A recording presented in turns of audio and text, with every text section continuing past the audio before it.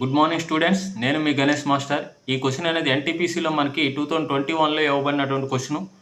మన previous year questions అనేవి ప్రతిరోజు కూడా నేను 10 to 15 క్వశ్చన్స్ అనేవి మనకి వీడియోస్ షార్ట్స్ రూపంలో అందించడం జరుగుతుంది. ప్రీవియస్ ఇయర్లో జరిగినటువంటి క్వశ్చన్స్.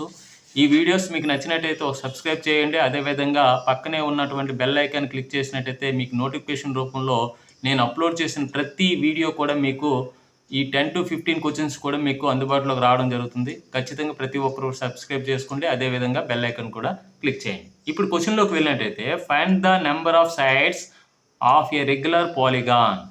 వాడు ఏమంటున్నాడు, ఒక రెగ్యులర్ పాలిగాన్ ఉంది, ఆ రెగ్యులర్ పాలిగాన్లో నెంబర్ ఆఫ్ సైడ్స్ని ఐడెంటిఫై చేయమంటున్నాడు.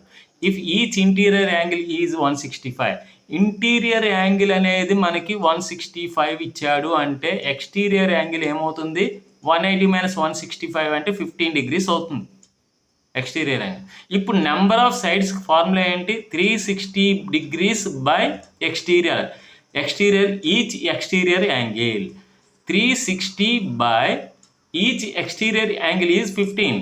సో 15తో డివైడ్ చేసినట్టయితే 15 2s 30, ఇంకా 6 0 ఉంది, 15 4s, that equal to number of sides is 24. Our option A is right answer. Okay, thank you.